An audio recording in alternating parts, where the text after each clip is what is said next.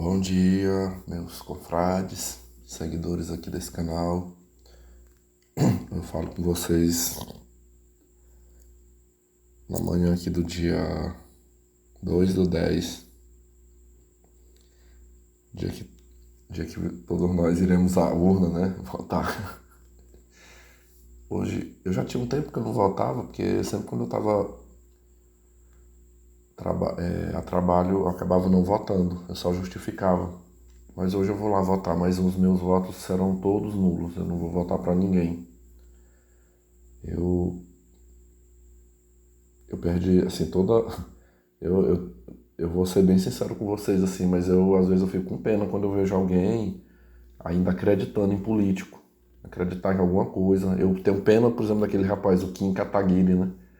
Eu sinto nele, assim, um desejo muito grande de mudança, né? Eu acho que ele se expõe a um risco muito grande de ser assassinado, porque tá mexendo com uma estrutura muito grande, uma estrutura que não muda, não vai mudar.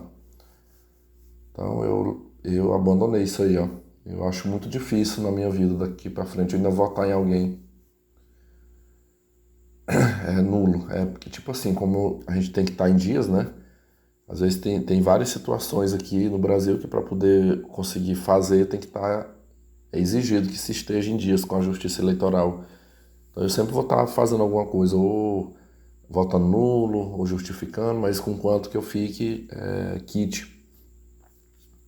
Mas tá, igual a conversa mais furada que eu ouço por aí, quando diz assim, olha, que você vai conseguir mudar, né? Você vai conseguir mudar o seu país com o seu voto. Meu Deus, quando eu escuto alguém falar isso, eu dá vontade de rir e eu balanço a cabeça assim, coitado, né? Desse iludido que acha que voto muda alguma coisa. Muda. Muda a vida de quem foi eleito. O eleito, com seus votos, né? A vida dele vai mudar para muito.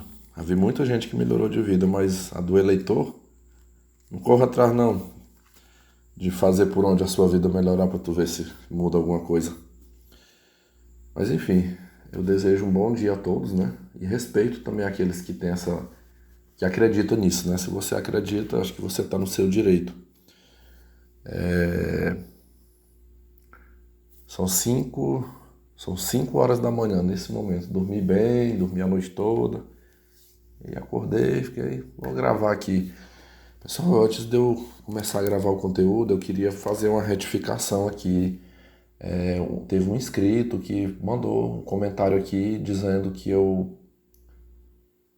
É como se for. Pelo que eu entendi, ele achou que eu menti, né? Que ele falou assim: vamos ver quantas. O que mais nessa história é mentira. Enfim, eu não. Como ele não botou lá qual foi o minuto que eu falei isso, aí eu não. Eu vou considerar que o que ele falou realmente aconteceu, né? Segundo esse inscrito, eu falei no último relato aí que eu havia ido à reunião, lá a reunião de professores, que eu fui de moto e voltei de pé. Então, se eu declarei isso aí, né, provavelmente eu devo ter dito isso aí, pessoal, com certeza foi assim, minha mente deu uma brecada aqui na hora. Eu não sei se vocês já observaram, pelo menos comigo isso acontece. Às vezes eu estou aqui contando uma história, eu tenho muito hábito de ouvir. No outro momento eu posso até ouvir esse relato meu aí, mas tem vezes que eu gravo e antes que eu publique, eu coloco o fone de ouvido aqui, eu boto naquela partezinha mais acelerada, eu escuto tudinho assim para me ver como é que ficou, se ficou contado corretamente. Quantas vezes aqui eu já cancelei áudio meu e regravei e às vezes eu até fiz tipo assim, como era muito detalhezinho, aí eu fui listando, né? Eu fui tentando lembrar e fui listando isso, e eu fui contando, seguindo aqui por um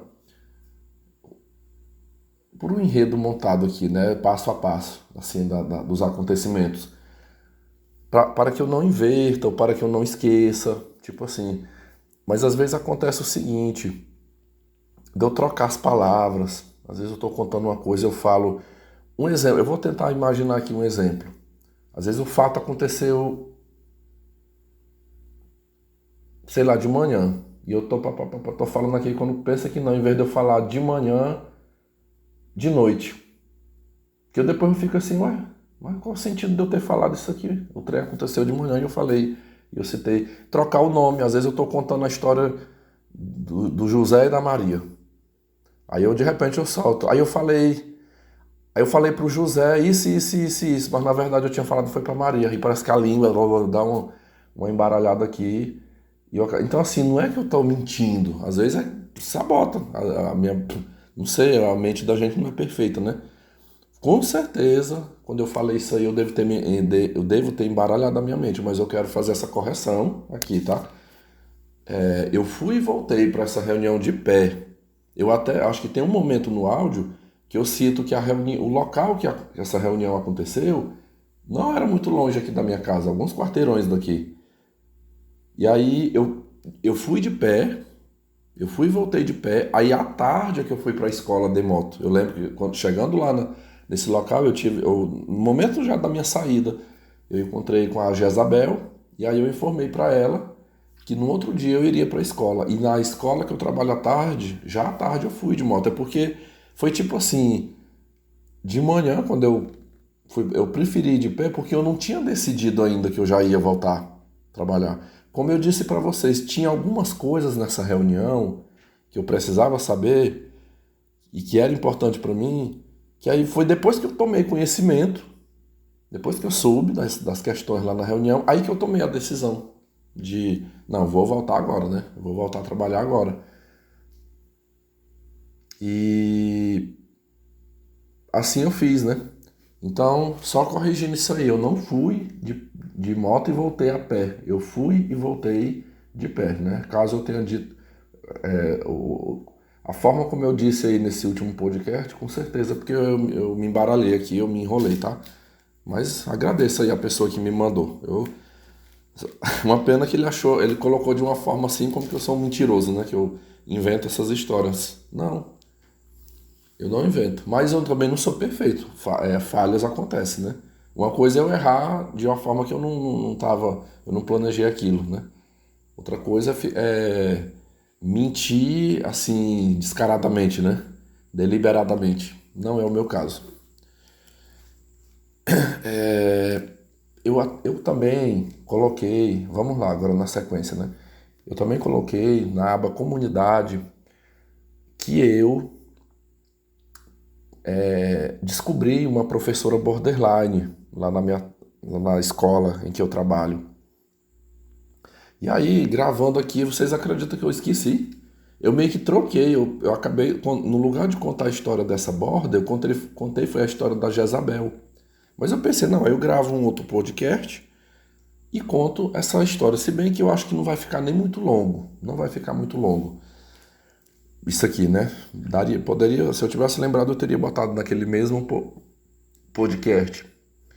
Esse caso que eu vou retomar aqui, isso é uma retomada, porque eu já falei dessa mulher aqui. Senhores, nessa escola que eu trabalho, recapitulando, eu vou fazer assim, eu vou dar uma pincelada aqui para vocês lembrarem bem. Quem acompanhou lá atrás, você vai poder lembrar de quem que eu estou falando. E quem não acompanhou vai pelo menos entender, assim, ter uma compreensão melhor, né, quando eu contar isso aqui. Tem uma professora que ela está lecionando pela manhã. Ela tem um período só. E parece-me que à tarde, ao que eu fiquei sabendo, tem uma outra. Uma colega do quadro, uma professora, uma senhora já, ela está afastada há 2 anos praticamente. 2 anos ela se afastou do cargo porque uma filha dela está com câncer. Foi uma garota de 13 anos foi diagnosticada com leucemia. E essa senhora foi para Goiânia.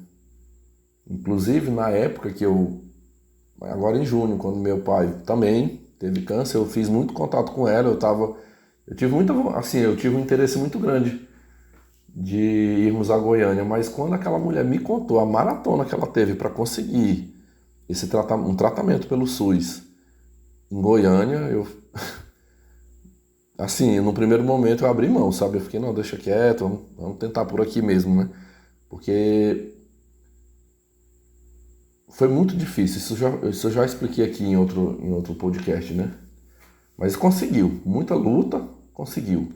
Então ela tá lá acompanhando a filha dela num tratamento.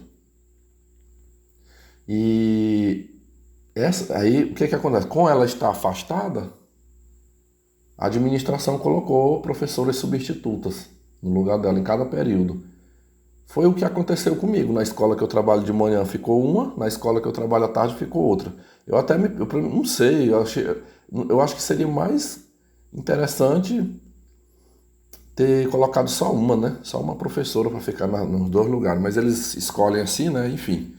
O importante é que cobrir. Então, o período que eu fiquei afastado agora também houve mulheres que ficaram lá me substituindo. Então, no horário, à tarde eu não sei quem é, né? À tarde eu não sei quem é, mas de manhã há uma professora, deixa eu ver aqui se eu anotei, eu até dei um nome para ela aqui. É pior que não. Tanto é que se eu tivesse anotado eu teria lembrado, né? Mas eu já vou criar um nome aqui bem rápido, né? Eu vou chamar essa mulher aqui de Paula. Então vamos considerá-la com esse nome, né? A Paula é uma mulher jovem, nova, muito bonita, fisicamente falando. Inclusive, num grupo seleto que eu tenho no Telegram, certa vez eu mostrei uma foto dela e pelo menos a galera lá desse grupo assim ficou babando, né? Quando viu a foto dela, não, Vitor, essa daí você tinha que ter pegado, essa daí. Mas assim, tudo na zoeira, né? Pessoal bonitinha, sabe? Bonita de corpo, bonita de rosto. Eu descobri a idade dela através de uma outra pessoa. Ela tem 23 anos. Então, assim, ela tá com uma turma, né? Ela leciona numa salinha lá, numa turma, enfim. Como é que ela é? Ela é uma mulher assim, ela é quase da minha altura, um corpo perfeito, assim, cinturinha fina, assim, não é gorda, peito, pernas. Eu deduzo aqui que ela deve fazer algum tipo de atividade na academia, né? Deve fazer musculação, alguma coisa que ela tem o corpo todo durinho. Se veste de uma maneira sensual, eu acho muito sensual, assim, calças muito coladas, salto, calças coladas, e já teve dias, ali já teve dia de eu ver ela caminhando ali pelos corredores da escola. Ela veste umas blusas, pessoal, assim, eu vou falar, eu não sei como é que é o nome daquela roupa, mas é uma blusa assim que eu acho que ela tem muitas, muitas daquela blusa, e aí ela vai trocando. Dificilmente eu vejo ela de camiseta, por exemplo. Eu não sei, como é que é o nome de uma blusa feminina que ela é assim, ela parece um tecido crepe, todo como se tivesse sanfonado, sabe? Parece um crepe assim, todo sanfonado, todo estampado também, colorido. Aí aquela blusa, ela vem aqui cobrindo os seios e na mesma altura que cobre o seio aqui, vai aqui pro braço.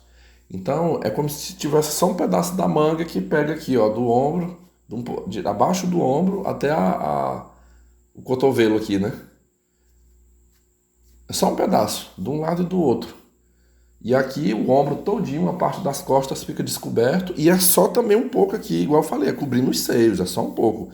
Pense que o umbigo dela, o resto da barriga está descoberto e aquela calça conhecida como leg, né, um leg, que eu também desconfio que quando ela usa aquelas calças, ela usa sem calcinha, porque eu não vejo marca, não tem marca assim de calcinha aqui na calça e o priquito dela fica partido no meio. Aquela costura, tem uma costura da calça assim, chega só. Várias vezes eu já vi ela daquele jeito. Ela é uma que se veste extremamente sensual. Aí no dia que ela não vem com essa calça, que eu acho que talvez é o dia que ela tá menstruada, não dá pra ficar sem calcinha, aí ela vai numa saia curta, bem curta mesmo, ou ela vai num vestido bem curto, mas sempre são roupas sensuais. Como eu lhes disse, é uma mulher, eu acho que ela. Eu estimo aqui que ela deve ter 1,75 m. Ela é branca, ela tem um cabelo aqui mais ou menos na pá, um cabelo bem lisinho, muito bonita de rosto.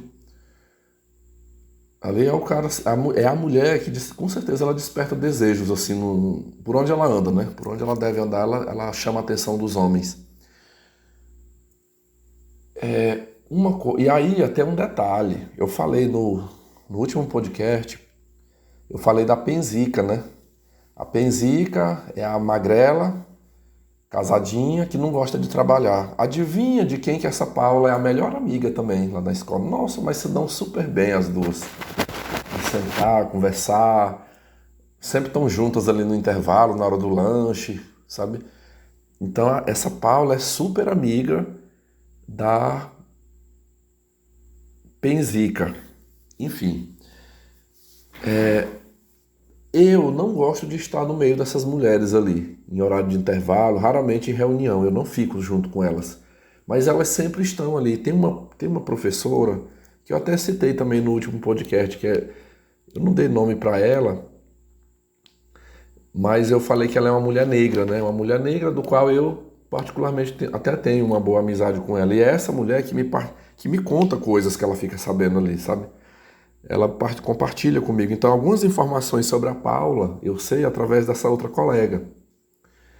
Então, eu não vou ficar toda hora citando que fulano me contou, que vocês já estão sabendo que foi ela que contou. Então, eu só vou dizer o que eu sei, né? Mas assim, eu tenho a impressão, aqui eu tenho que ter cuidado com as informações que eu passo. Eu não tenho bem certeza, mas eu acho que ela entrou de fato mesmo ali, foi a partir do mês de setembro do ano passado. Por quê? Em setembro do ano passado foi quando foram retomadas as aulas presenciais. Ainda com todo um cuidado, meio a meio, vinha 50% dos alunos numa semana, na outra semana vinha a outra metade, e assim foi tocando esse ano, que foi que chegou num ponto que aí liberou total mesmo, né? 100% da turma vinha e estamos aí agora, como se diz, normalmente. Já nem usamos máscara, enfim, tudo normal. Então eu comecei a vê-la, eu arrisco dizer aqui que eu a vi a partir de setembro do ano passado, quando retornamos ao presencial. E aí tocamos o barco esse ano, né? Juntos também. Mas eu lembro, pessoal, que foi logo que eu estava ali trabalhando e me deparei com ela, ela começou com os olhares, eram muitos olhares, sempre me encarando, era assim, era aquelas encaradas, com aquele sorrisinho no rosto, era uma piscadinha de olho, ela olhava assim, dava aquela piscada de olho. Eu vou tentar explicar para vocês. Talvez se eu tivesse na minha época de manginice, de Blue Pill, nossa, eu ia ficar felizaço, né? Super feliz. Nossa senhora, essa mulher piscando o olho aqui pra mim, essa mulher afim de mim, essa gatona. Eu ia ficar todo aceso, né? Feliz porque aquela mulher tava dando moral pra mim. Hoje, por tudo que eu já passei, por tudo que eu passei, por tudo que eu sei, quando a mulher faz isso, uma mulher, principalmente uma mulher, qualquer mulher, mas acho que é qualquer uma, faz isso. Mas vamos colocar aqui uma mulherona bonita como ela, jogando aquele charme pra mim, eu vou falar pra vocês o que é que eu sinto. Eu sinto um frio na barriga. Eu sinto um frio na barriga, eu sinto meio que uma dor assim no peito. Eu tomo aquele baque. Eu vou tentar, acho que eu vou explicar um sentimento que acho que a maioria de nós sente, pra você entender que é mais ou menos isso que eu sinto. Já aconteceu de repente você achar que você perdeu a sua carteira com documentos? Ô, cadê minha carteira, meu Deus? Cadê? Você sente um mini infarto ali na hora, sabe? O celular, cadê meu celular? Você pensa que perdeu o celular em algum lugar. A gente sente aquele mini infarto, dá tipo um choque assim aqui no peito, aquela ardência no estômago e um frio. De repente a mão esfria assim, você toma aquele...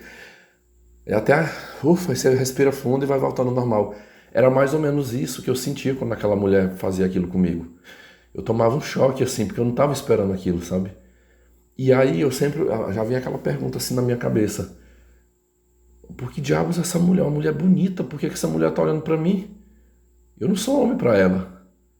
Eu não sou digno dela.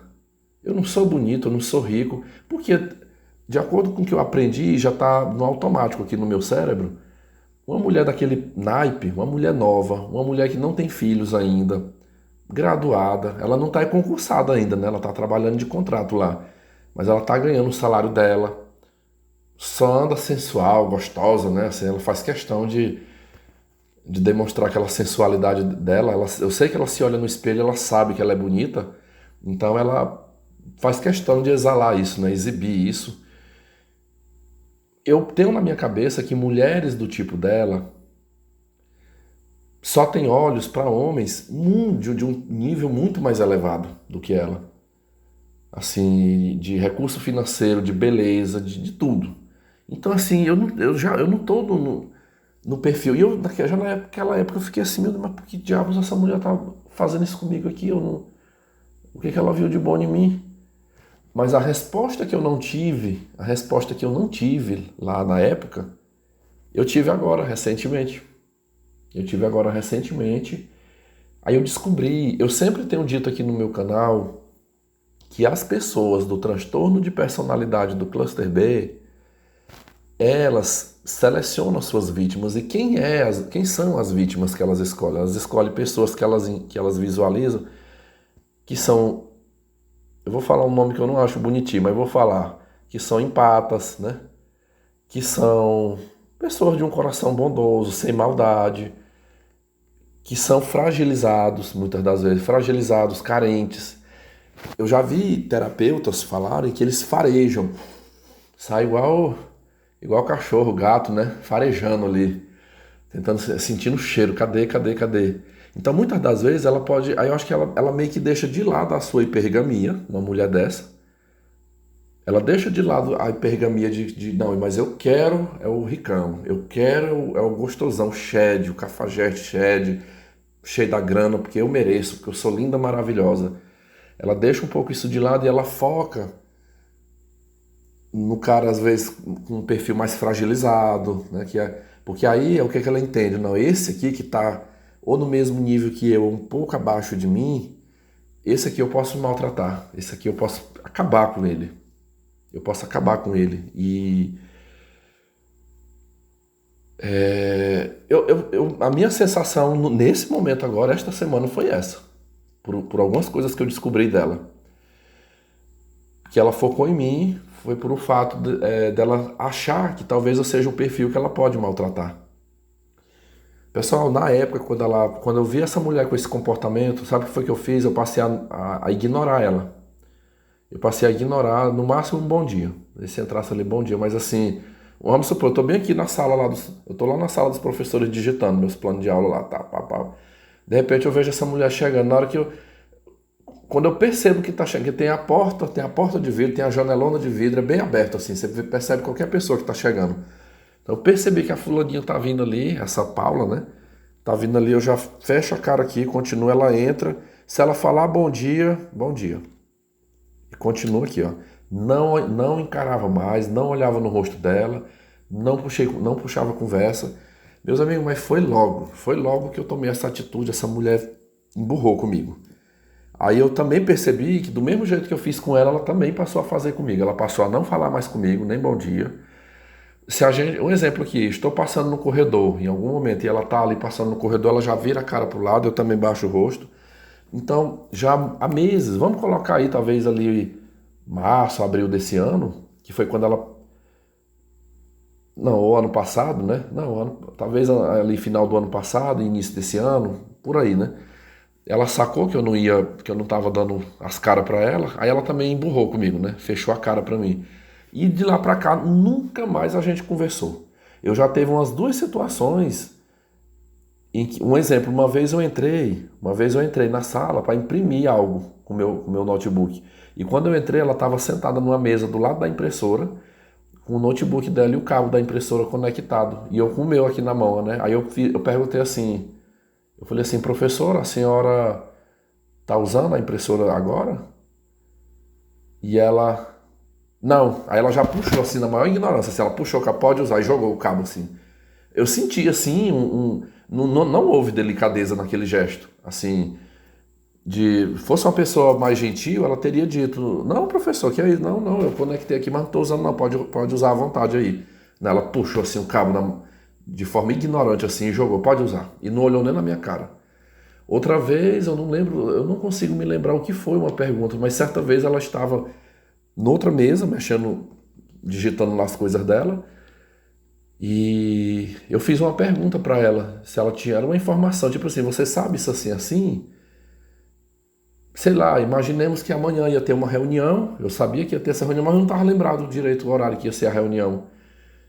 e ali na escola, se era 10 horas ou se era 9 horas depois do recreio. Eu falei, professora, a senhora está sabendo que horário vai ser a reunião amanhã? Não sei não, não sei te falar isso aí. Com a cara ruim e sem olhar no meu rosto. Então ali eu entendi por que ela estava. Eu nunca tinha feito assim, eu nunca tinha feito nada para prejudicá-la. Nunca a faltei com respeito, mas ela jogou um charme para mim, eu não correspondi, e aí ela ficou com ódio de mim, né? Ela se sentiu rejeitada por mim ali naquele local. E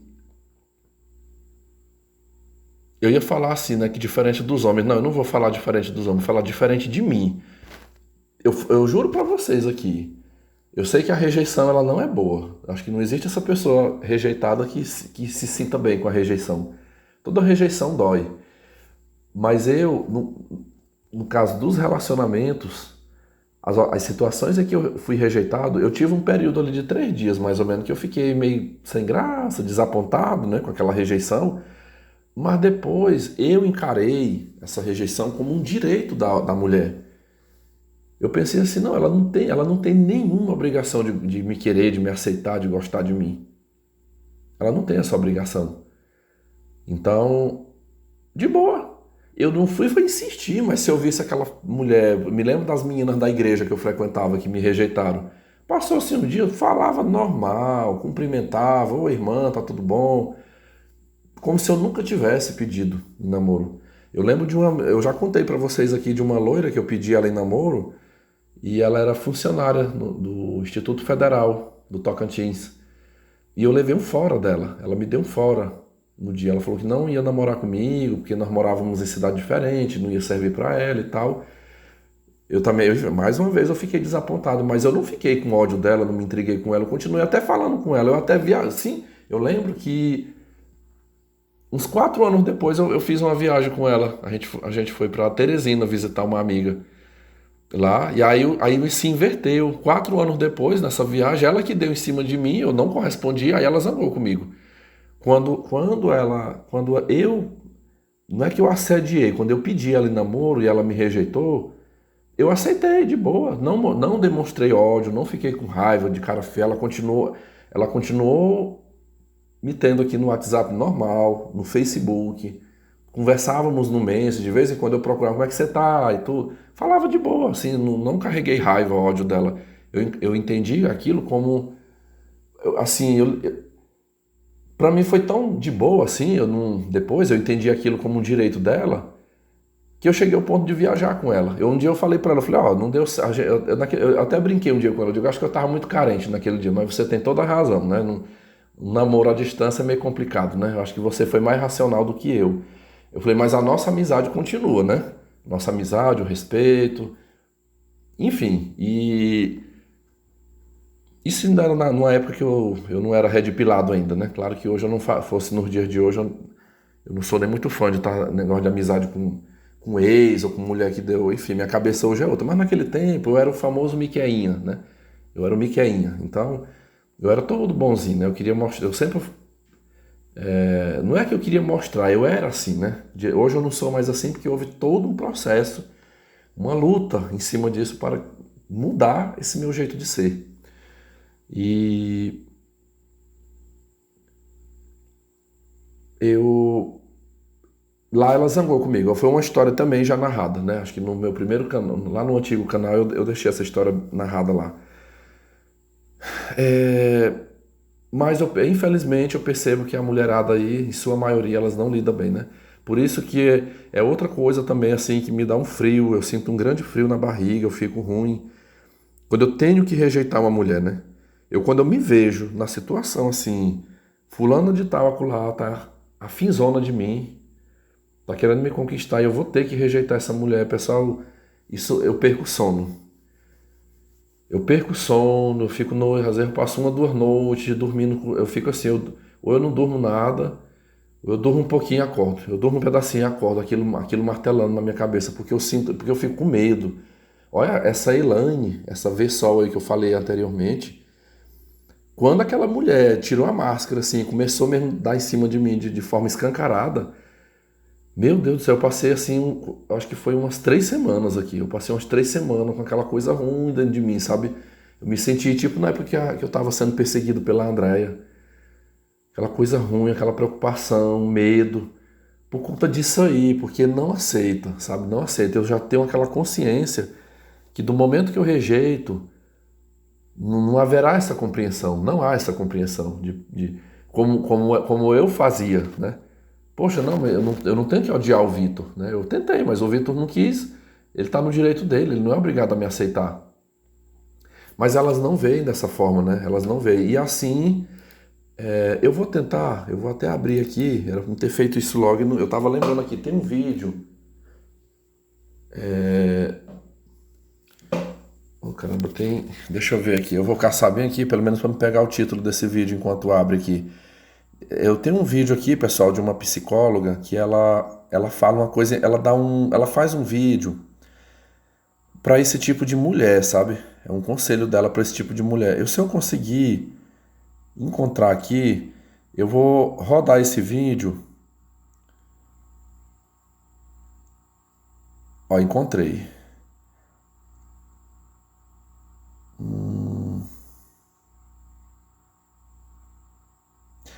Tá, tem um vídeo, eu já vi aqui, já peguei o título, tá? Tem um vídeo de uma psicóloga que ela diz o seguinte: ofereça a sua ausência para quem não quer a sua presença. É algo assim.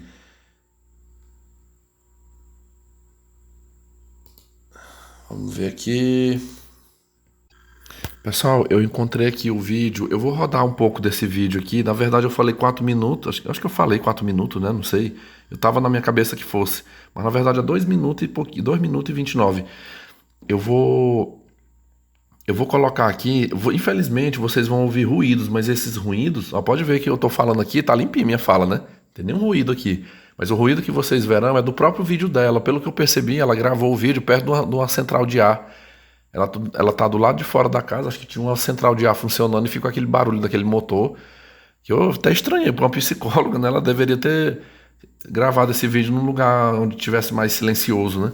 Mas de boa, o importante é a mensagem que ela vai passar aqui. Olha o que ela fala, esse recado aqui é para mulher. Ela se dirige às mulheres. Legal, sabe? Que é, ofereça a sua ausência para quem não quer a sua presença. Isso é difícil pra caramba. Porque existe um mecanismo que é o medo da rejeição dentro de você. E assim, quanto mais parece que o outro não te quer, mais você quer. Porque você precisa provar para você que não está sendo rejeitado, que aquilo é só uma sensação estranha, que na verdade está acontecendo alguma coisa, mas o outro te quer sim, entendeu? Ele só não está ali. Então assim, esquece. Para com isso, sabe? Se o outro não tá afim, se o outro não quer, se o outro tá te esnobando, sai fora, sabe? Para de insistir nisso, porque somente 2 coisas podem acontecer. Uma é você vir um saco na vida da pessoa, sabe? Porque se o outro não quer e você tá ali, por favor, olha pra mim, por favor, fala comigo, por favor, me ama, presta atenção em mim, sabe? Assim, nossa, você vai se tornar cada vez mais insuportável pro outro, não é verdade? Ou a segunda coisa, você vai alimentar uma doença que o outro tem. Qual é a doença do outro? É ter alguém rastejando atrás dele o tempo inteiro. Ele vive disso, se nutre disso, ele é um grande vampiro de energia e você está ali nutrindo ele com a sua insegurança, nutrindo ele com a sua baixa autoestima. Você está nutrindo ele o tempo inteiro com seu desespero e medo de rejeição. É bom isso também? Não é. Quem quer estar do teu lado, está do teu lado.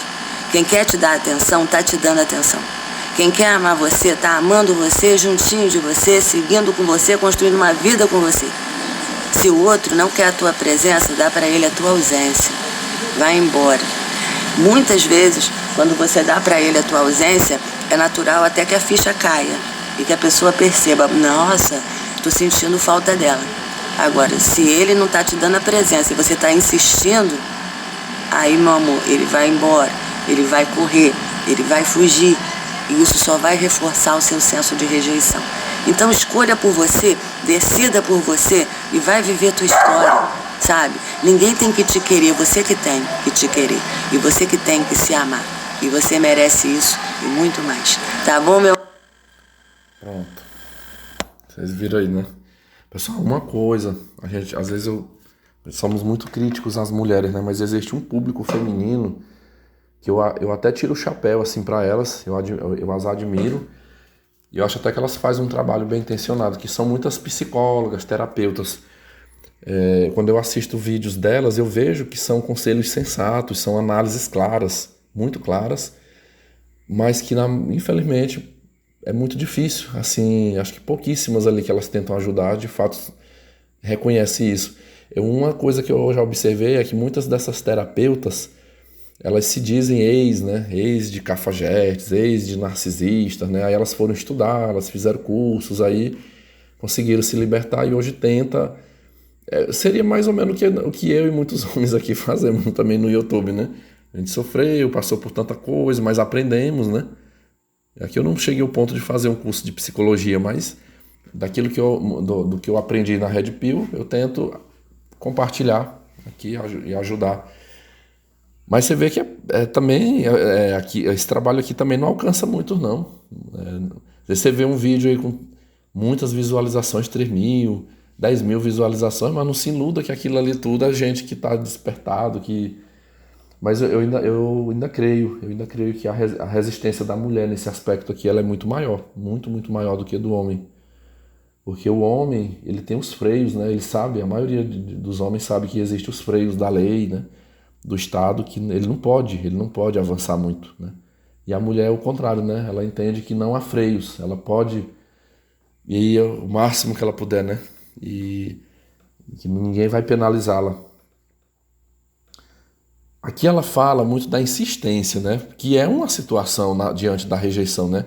A rejeição pode fazer com que essa mulher, tipo assim, igual ela falou, quanto mais ele não me quer, mais eu quero, mais eu vou insistir, né? Essa lá da escola, eu também passei por isso. Quando eu vi aquela mulher com a cara feia pra mim, virando a cara pra mim, eu digo, eita caramba, conquistei uma inimizade aqui dentro, né? Conquistei uma inimizade, mas assim, pelo menos, ela não foi, por exemplo, eu nunca fiquei sabendo que ela andou fazendo fuxico no meu nome, inventando coisa no meu nome. Ela nunca fez acusações contra mim. Ela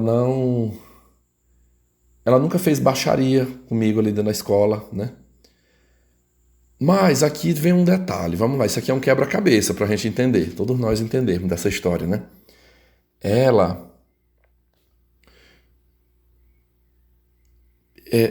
eu sempre me fazia uma pergunta assim, eu pensava assim, mas eu sempre ouvia aquela mulher, assim, sempre, eu via ela com a carranca, eu via ela carrancuda dentro da sala de aula com as crianças. Às vezes eu passava, quantas vezes eu passei, eu via ela sentada ali, os alunos copiando as tarefas, fazendo as coisas lá na sala, e ela sentada lá na mesa dela, olhando um celular, sempre com a cara fechada. Eu já vi em alguns momentos ela conversar com as professoras, mas eu nunca vi ela dando gargalhada, ela rindo, assim, com aquela coisa de... Não, conversando assim, sempre com a cara séria, né? Como eu falei, comigo ela fez isso algumas vezes, porque ela tava jogando um charme, assim, pra mim, né? E sempre, mas eu ainda tava com aquela sensação, eu digo, não, parece que isso é só comigo, né? Eu acho que mais é comigo, assim, talvez que ela não fala, acho que com as outras professoras ela deve ser de boa, né? Um dia desse, eu conversando com a colega lá, a professora...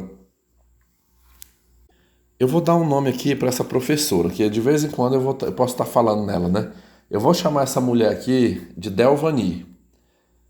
Eu botei esse nome aqui porque o nome dela começa com D, só que é outro nome, né?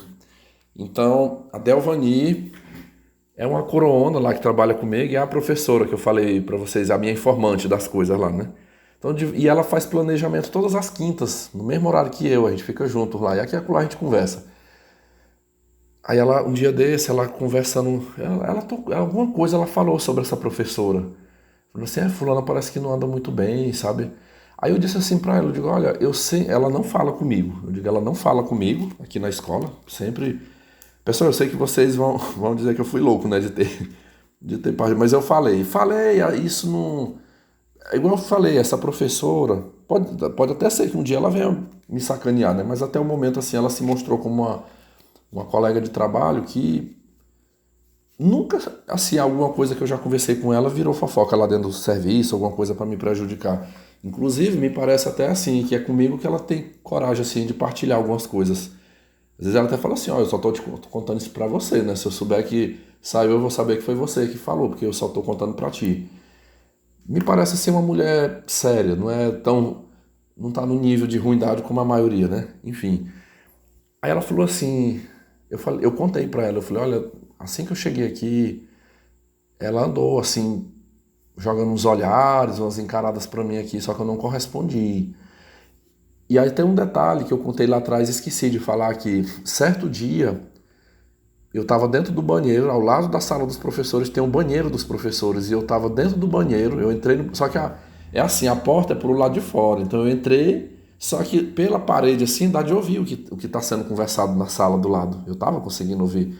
E eu escutei quando ela comentou para uma outra lá, ela estava contando um caso lá, e ela falou assim, o meu marido. E ali nossa, eu tomei um frio na barriga, assim, naquele momento que eu fiquei, caramba, já pensou se eu tivesse lá atrás me envolvido com ela? Talvez ela seja do tipo que fala que é solteira, né? Não, eu sou solteira e tenho um marido dentro de casa. E aí eu escutei quando ela falou, o meu marido. Depois eu até chequei essa informação com a Delvani e ela me confirmou que ela era sim casada. Ela falou, ela é casada, ela tem o marido dela. Pessoal, eu falei pra Delvani, né? Eu digo, olha, ela andou jogando uns olhares, um charme pra mim, aí eu não correspondi. E aí desde então, desde essa situação, ela se intrigou comigo aqui, ela não fala comigo. E depois eu descobri que ela é casada, né? Eu digo, andou jogando charme pra mim e tem marido. Aí ela disse assim, não, mas não é só por conta disso aí, não. Ela não é, ela tem problema, Vitor. Ela tem problema. Ela não é muito sadia, muito normal. O transtorno de personalidade não é doença, né? Mas muitas pessoas encaram aquilo como se fosse uma doença, né? Como se fosse doença. Aí ela falou assim, não, é muita coisa. Talvez pode ter sido por isso aí, mas não é só por isso aí, não. Ela já conversou comigo. Eu já tive algumas vezes conversando com ela, ela já me contou a vida dela. Ela primeiro foi o seguinte, ela odeia a mãe dela. Ela odeia demais. Não gosta da mãe dela. Aí o que que acontece? Ela saiu de casa e foi morar com um rapaz. Ela arranjou um marido. E pelo que ela contou, um cara até, diz que um cara da igreja, uma pessoa até boa, mas não deu certo. Ela contou aqui pra mim, ela não tá, ela já separou esse ano. Ela já se separou e foi no começo do ano, ali mais ou menos março para abril, ela separou do marido dela. E ela até falou assim: eu tenho uma desconfiança. Ela disse: eu já ouvi de outras bocas que não foi ela que separou, foi o marido que largou dela. O cara não quis mais continuar com ela. Ela não chegou a ter filhos. Também não me falou quanto tempo que ela estava morando com esse homem, né? Diz que voltou, né? Quando separou, que estava morando de aluguel, aí voltou para casa da mãe. Voltou para casa da mãe, mas ficou pouco. Passou ali uns 2 a 3 meses. Diz que aí ela já se mudou, ela já saiu da casa da mãe dela e alugou uma casa e está morando com uma amiga que convidou uma outra amiga para morar com ela. E aí não deu certo, não dava certo com a mãe e não deu certo com o marido. E agora ela tá solteira, mas ela sempre tá falando aqui pra mim que ela tá carente. Ela tá muito carente porque, minha mãe não gostava de mim, minha mãe não gostava de mim, e também meu casamento não deu certo, né? Meu casamento não deu certo, mas eu tô à procura, sabe? Eu estou à procura de um marido, eu quero ter o meu companheiro. Aí eu falei, ainda bem que se ela gostou de mim no início, ela já me odeia hoje, né? Ela não quer, ela não gosta de mim.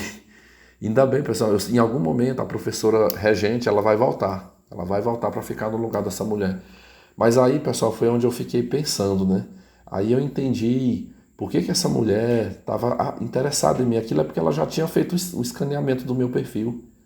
Talvez ela já tinha buscado, quem sabe ela não já buscou referências a meu respeito e pessoas falaram bem de mim para ela, né? E ela disse, é esse aqui que eu quero, né? Aí além da referência do perfil que ela entenda que serve para maltratar, também tem a questão do financeiro, já seria uma ajuda, porque ela não é concursada. Eu até falei para a Delvani, eu falei assim, eu digo que ela tá morando de aluguel, eu quero ver quando ela perder, porque esse contrato ela não vai ter toda a vida, né? Uma hora ela vai perder esse contrato aqui, quando a professora voltar, e aí como é que vai se manter, né? Mas enfim, né? Pode ser que arranje trabalho em outro lugar, em outra cidade. Mas assim, o que a professora me falou é que ela é intrigada com a mãe, ela não fala com a mãe dela, e já um casamento que fracassou, né? Um casamento que acabou.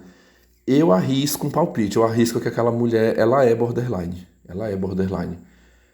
Porque só o que ainda deixa assim uma dúvida, ainda fica um pouquinho de dúvida, porque as bordas, elas são descontroladas, né?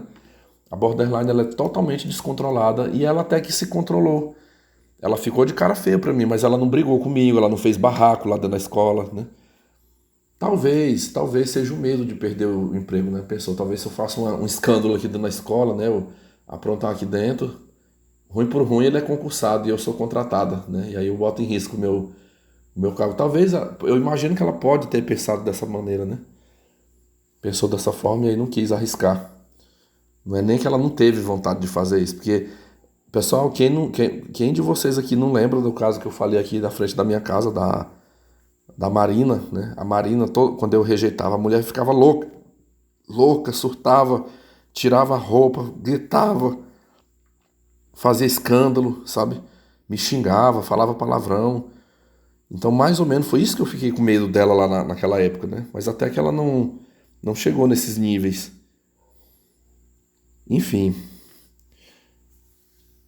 mais uma situação, mais uma situação aí que eu me livrei, porque muitas das vezes você vê uma mulher bonita, né? Um rostinho angelical, um corpo lindo, né? Você sente aquele tesão, aquela vontade ali de ter aquela mulher, né? E depois o preço pode ser muito alto. O preço pode ser muito alto. Eu já me imagino, tem muitos caras que falam assim pra mim, Vitor, mas tu pode fazer assim, cara, leitado e gosto. Você vai lá, dá uma, né? Você trepa uma vez, trepa duas, pronto, aí descarta pra lá, né? Não quero mais nem saber. Pra não criar vínculo. Mas não é assim não, meus amigos. Muito cuidado com isso aí, ó. Você pode querer dessa forma, você pode encarar dessa forma. Eu vou lá, dou uma transadinha com ela e pronto, e depois descarto. Mas e se ela botar na cabeça dela que não vai ser só isso? E se ela não aceitar que seja assim? E ao passo que você recusa, que você não quer, ela ela decida se vingar de você, como a maioria faz, né? Então tem que ter muito cuidado. O melhor é não se envolver. Olha quantas situações eu tenho evitado. Evitei esta professora que eu falei que é bonita. Tô evitando agora na escola que eu trabalho à tarde. Tem uma tão meiga, tão dócil lá. Essa semana, essa semana ela me encontrou comigo lá na escola. A outra, enfim, mais velha que essa, pouquinha coisa. 3 anos mais velha que essa. Enquanto essa de manhã tem 23, a outra tem 26, a de tarde. Nossa, mas me deu um abraço, sabe? Me deu um abraço, me deu até beijinho no rosto. Nossa, mas tão carinhosa. E ó, veja vocês, eu tenho recusado todas essas investidas. Eu estou vivendo uma fase, é incrível como as coisas são tudo ao contrário, né? No tempo que eu estava aberto para relacionamento, eu não vi essas mulheres bonitinhas, sabe, lindas, me dando oportunidade. Eu ficava correndo atrás delas e só levava fora, só levava descarte. Hoje, que eu quero elas longe de mim, eu não interajo, eu não dou espaço, sabe? Aí vem, mas vem mesmo, assim, toda, vamos dizer, toda cheia de graça pro meu lado, né? É o bicho complicado, é mulher, né? Há muitos anos eu escutava, foi no tempo que eu era do grupo da Real, eu escutava muito assim, ó. Mulheres só querem aquilo. A mulher ela quer o que ela não possui. Ela só quer o que ela não possui. Então, assim, se eu tô ali, olha, eu te quero, olha, eu tô afim de você, não serve. Não serve. Eu quero é aquele que não me quer, é o que tá me rejeitando que eu vou correr atrás. Ainda tem, desculpa a expressão, mas ainda tem trouxa por aí que acredita naquela frase que diz que o homem é o caçador. Não, porque o homem é o caçador. Oh, ilusão. Doce ilusão. Que acredita nisso, porque eu inverto. Quem é caçador nessa história aí é a mulher. A mulher que quer, a mulher que faz esse papel. É ela que cria o jogo, é ela que seleciona o homem que vai fazer parte do jogo dela. É ela que escolhe, ela que decide tudo. Se vai ter alguma coisa, se vai ter sexo, se vai se envolver, tudo é ela. É tanto que se você se sentiu atraído e você tentar e ela recusar e você ficar insistindo, ela pode chamar a polícia e você vai pra cadeia.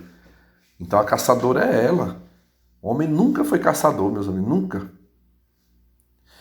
Enfim, eu poderia, na verdade a intenção era acabar esse podcast aqui agora, mas vocês acreditam que desde ontem que eu coloquei aqui, ó, eu coloquei de uma conhecida minha, adventista. Eu vou contar o segundo caso, bem parecido com o dessa professora, assim, na questão da personalidade. Só que essa que eu vou contar, ela é barraqueira. Vou contar mais um caso aqui de uma professora. Esse caso eu nunca contei pra vocês, nunca. Mas hoje é um caso inédito, tá? História inédita aqui. Eu vou contar a história de uma personagem chamada Cleia. Então vamos saber aqui quem é a Cleia, segundo o relato, tá? A Cleia é uma menina que cresceu comigo na igreja adventista, aqui na minha cidade. Ela, os dois irmãos, o pai e a mãe. Ela é a caçula dos 3 irmãos.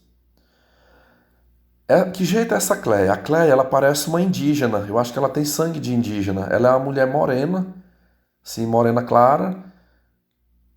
É daquela que quando pega um solzinho a pele fica meio avermelhada. A famosa pele cor de jambo, né? E também o cabelão liso. Um cabelo liso, parece uma seda o cabelo dela. O que eu acho mais bonito nela é o cabelo. Mas ela é bonita de rosto também e de corpo. Eu tenho certeza que na sua juventude, ela é uma mulher da minha idade hoje, ela deve ter 38 ou 39 anos. Eu lembro que nós éramos assim, da mesma faixa etária. Enfim. Aí, cresci com ela, não tendo aquela amizade muito próxima, mas vendo ela com frequência. Sempre estávamos ali nos cultos, na classe de criança, na classe dos adolescentes, dos jovens ali. Eu vivi na igreja adventista aqui até os 23 anos.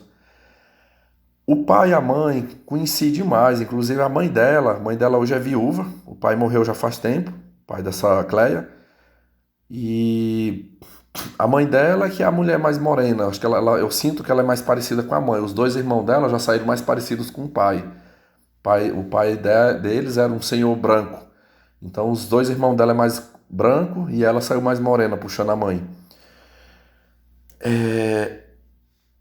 Pessoal, quando eu tinha 15 anos,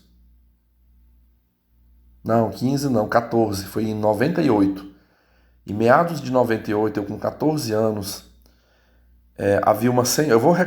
Aqui eu tenho que detalhar essa história, é um outro quebra-cabeça aqui para vocês entenderem.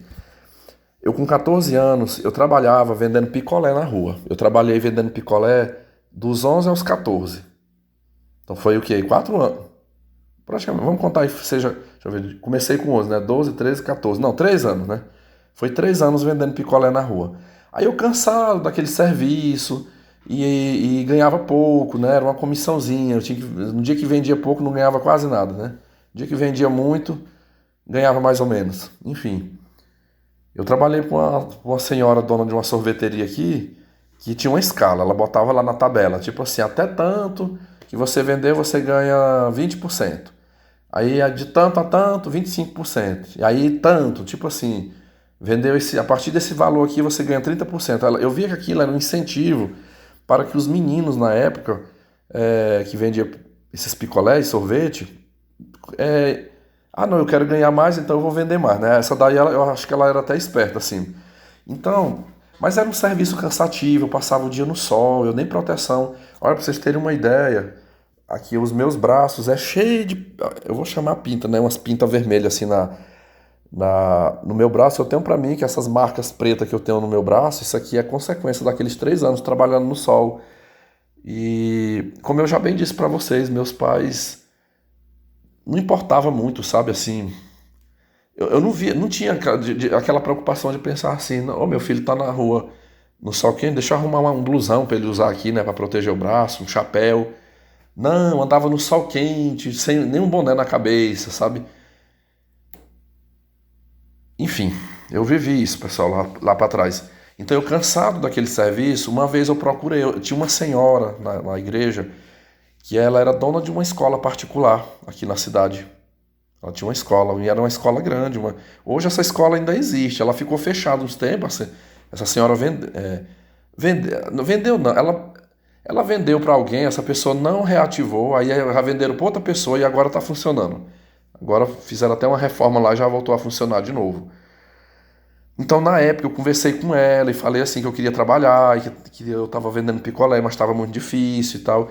Esse caso dessa escola que eu trabalhei já foi um caso narrado aqui, foi um caso narrado. E ela me deu um emprego na época para me trabalhar à tarde. Eu lembro que eu comecei a trabalhar para ela aos 14 anos, eu fazia a sétima série de manhã. Então, eu saía 11 horas da escola, 12h30 eu tinha que estar lá nessa escola. Eu ficava de 12h30 até às 18h30. Ou seja, era 6 horas corrida. Ela me pagava, pessoal. Se você pesquisar na internet aí, para mim não dizer que eu estou mentindo, bora lá. Ninguém dizer que eu estou passando informação falsa aqui. Deixa eu pesquisar rapidão aqui. Eu tenho na minha lembrança que o salário mínimo em 1998 era R$ 120. Bora botar aqui. Salário mínimo.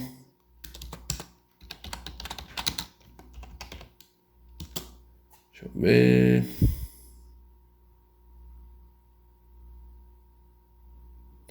Olha, errei.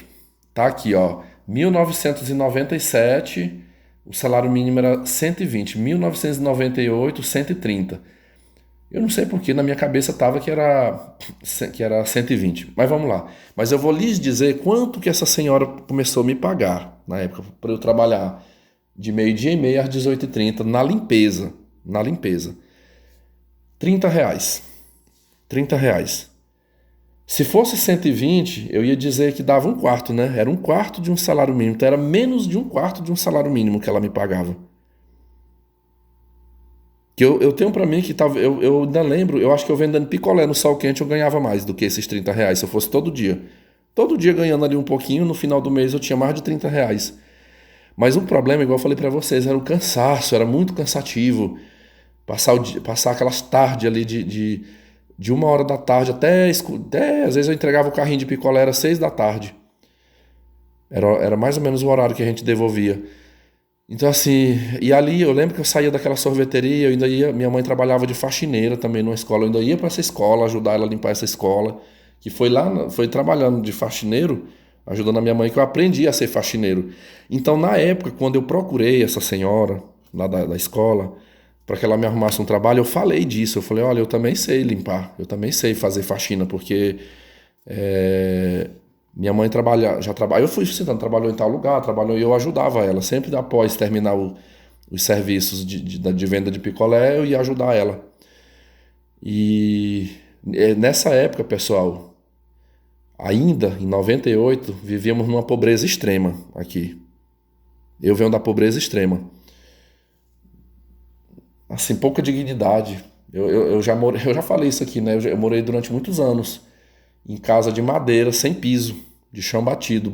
Joga-se um cascalho e bate aquele piso. Aquilo, aí, tipo, eu lembro que para varrer tinha que pegar as canecas com água e sair jogando assim, né?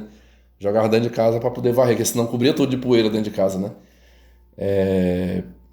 Enfim, mas eu acho que, igual eu já falei, né? Eu acho que eu venci muito esse passado difícil que eu vivi. E aquela senhora me arrumou esse trabalho. Olha o que acontece quando eu chego nessa escola particular para trabalhar na limpeza, lugar que eu fui extremamente maltratado por essa mulher. Essa mulher na igreja adventista era uma pregadora, parecia uma santa. Eu tinha a maior admiração por essa irmã lá da igreja, mas era uma víbora, uma cobra. Então aqui, eu sempre falo, essas pessoas estão por todos os lugares. Enquanto hoje eu convivo com uma Jezabel lá na escola, nesse tempo, eu com 14 anos eu convivi com uma cobra, que era essa senhora.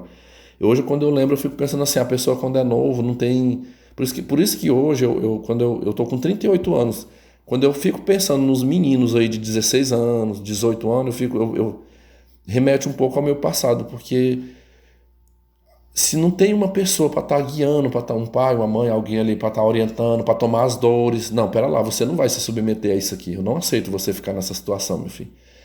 Tá difícil, mas não se submeta, não tinha isso. Eu lembro que eu era maltratado, pessoal, eu era maltratado nessa escola por essa mulher, eu era humilhado lá dentro. Mas às vezes eu chegava em casa, eu falava pra minha mãe, né? Eu digo, mãe, eu não quero mais ir não. Eu falei, tá tão ruim, tá tão difícil trabalhar. A irmã, eu chamava a irmã fulana de tal. Me humilhou tanto. Não, não, mas você, meu filho, eu não quero ver você parado, não. Você tem que continuar o seu trabalho lá. Tá? Continue. Você tem que continuar lá. Então, assim, a minha mãe não aceitava eu ficar em casa, né? Eu não podia ficar parado em casa. Eu tinha a minha irmã de boa. Minha irmã nunca foi cobrado isso dela, né? Ela só estudava e ficava em casa, mas eu tinha que ir pra rua. Eu tinha que estar na rua trabalhando. Enfim, aí, mesmo aguentando humilhação ali, eu não tinha saída pra mim. Eu não tinha saída ali naquela situação. Eu fico lembrando assim, nos dias de hoje, eu não me submeteria com a cabeça que eu tenho. Tipo, mesmo que fosse no setor privado. Ou eu ia reagir pra cima, eu ia tomar minhas providências, ou então eu iria sair daquela situação, eu ia pedir demissão daquele lugar, né? Mas não ser maltratado como eu fui maltratado. Essa mulher foi uma que eu coloquei ela na justiça depois, só por conta do que ela fez comigo. Assim, o tanto de humilhação que eu passei nas mãos dela lá. Mas não era só ela não, meus amigos, não era só ela não. Essa coisa de humilhar a pessoa mais frágil, né? O mais fragilizado. Não muita gente faz isso aí, né? Esses perfis abusivos. Eu vou contar um episódio que eu vivi nessa escola de humilhação. Eu vou contar esse caso da Cleia. Esse caso da Cleia é o ponto principal desse relato que eu vou trazer aqui para vocês. Mas teve mais. Não foi só ela não. Eu me lembro de uma professora também, essa senhora adventista, ela empregava a maioria dos empregados dela, das professoras lá, eram da igreja. Tinha gente que passava para a igreja adventista só para ter emprego ali naquela escola, porque ela tinha essa regra, que na escola dela a prioridade era empregar o pessoal adventista. Aí eu me lembro de um dia que eu vou considerar aqui como a velha, né? A velha dona da escola, não era nem tão velha assim, ela era uma quarentona na época. Eu lembro o quanto ela me explorou. A jogada dela comigo foi a seguinte: ela me deu lá a oportunidade de eu trabalhar. Aí tudo ela ia aumentando. Assim, com o passar dos dias ela foi aumentando. Eu tinha uma quantidade X de trabalho para fazer ali.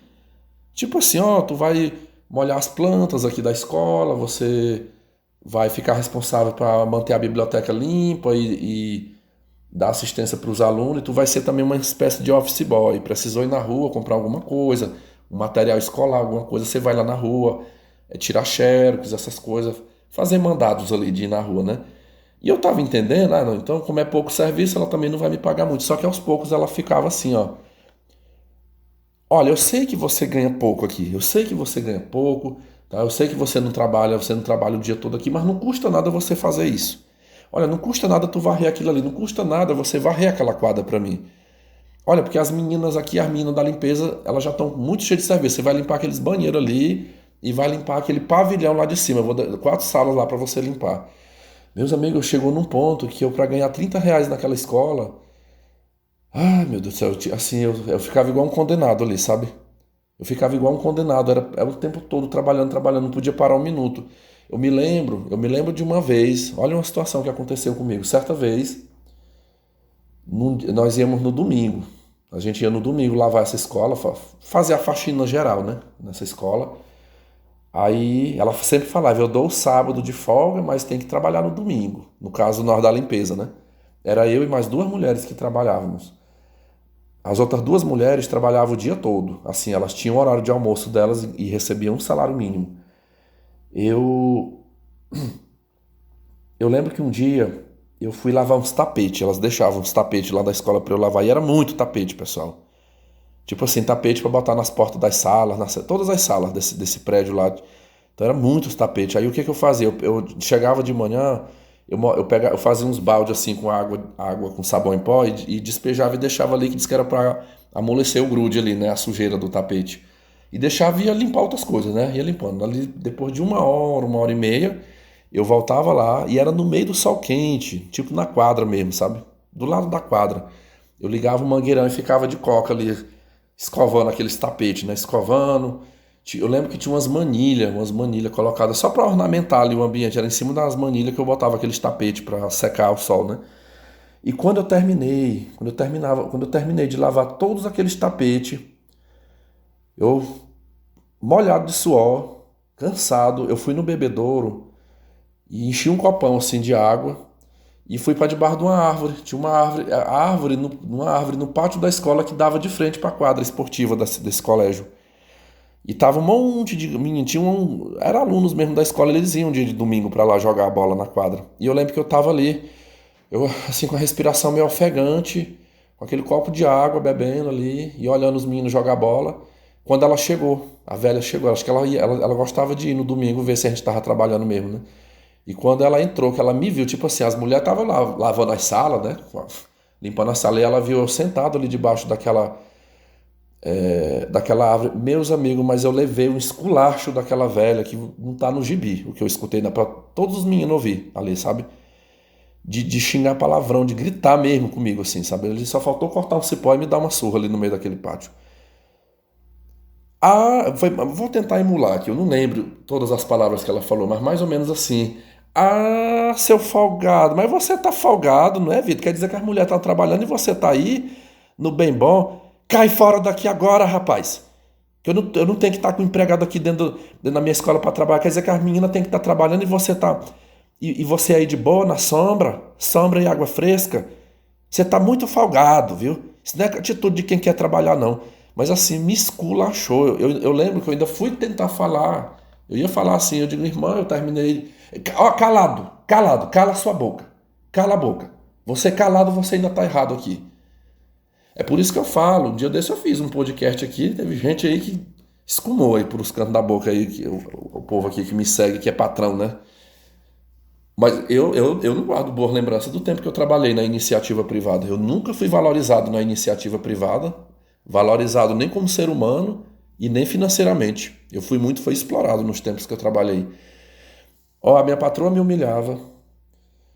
Eu me lembro de uma situação que aconteceu nessa escola. Uma vez essa minha patroa chegou pra mim e falou assim, ó, era tipo uma salinha de criança, sabe? Tipo um prézinho mesmo, pré-escolar.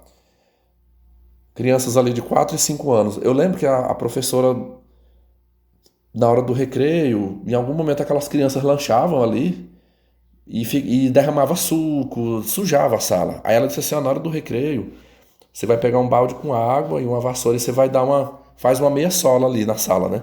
Limpa a mesa, tira se tiver resto de lanche, de suco derramado, e limpa a mesa, limpa as cadeiras, tudinho ali. Eu lembro que era uma mesona, tinha uma mesa assim no meio da sala e as crianças agrupavam ali em volta daquela mesa. E o chão, passa uma vassoura também no chão, se tiver melado o chão, passa um pano ali, jogo rápido. Aí, só que ela falou isso pra mim na vista da professora e ela disse assim, aí você ajuda ele, fulana. Eu lembro que era se eu tinha 14 para 15 anos, essa professora devia ter assim uns 22 anos, mais ou menos. Adventista ela. Ela falou, aí você dá uma força aí pra ele, tá? Tipo assim, enquanto ele vai passando no pano, você vai puxando o lixo, né? Retira o lixo. Rapidinho pra quando os alunos voltarem do recreio, a sala tá limpa. E aí, pessoal, aí todo dia eu fazia isso, todo dia. E eu via que ela ficava lá fora. E eu limpava. Teve um dia que tava muito suja a sala. Um dia estava muito sujo e eu fui lá no pátio chamar ela. Eu fui lá e chamei ela. Eu falei, você pode me ajudar a limpar a sala, que está muito suja. Foi outra situação também que eu fui esculachado no pátio da escola na vista de todo mundo. Você me respeite, rapaz. Por acaso eu sou faxineira aqui nessa escola para você estar me chamando para ir limpar? Eu não sou obrigada a limpar, não. Eu não ganho para isso. Quem é faxineiro aqui é você. Aí eu falei para ela, não, eu só te chamei porque naquele dia a irmã fulana... Eu sei, não precisa você ficar me lembrando não, que eu sei. Tá? Ela falou, mas eu não vou fazer. Eu não vou fazer, que ela não me paga. Eu não ganho aqui para estar limpando nada. Eu sou paga aqui, eu sou contratada para ser professora, não para ser faxineira aqui, não. Aí eu, não, tá bom, desculpa. Aí voltei lá e limpei sozinho. Então, assim, não era só essa coisa de estar ali trabalhando na limpeza. Eu era um menino frágil, eu era um menino pobre, que estava ali, né, ganhando pouco, trabalhando naquela limpeza. Então, muita gente ali via a patroa maltratar, via como é que eu era tratado pela patroa. Então, assim, muitas ali entendiam que elas tinham esse direito. Eu posso pisar, humilhar, falar do jeito que eu quiser. E uma delas foi essa Cleia. Vamos voltar para a Cleia, né? A Cleia, pessoal, eu vou tentar descrever como foi o tempo que eu convivi. Eu convivi 2 anos e meio com a Cleia. O tempo que eu trabalhei lá, eu lembro que ela era formada ela tinha o antigo magistério, né? Que era em alguns estados era chamado de normal, né? Era um curso de nível médio para ser professor. Eu me lembro que eu andando ali, ela lecionava de manhã e de tarde nessa escola, mas eu só a via à tarde, né? Eu me lembro que assim, passando ali pelos corredores, assim, ela ficava ali na sala dela.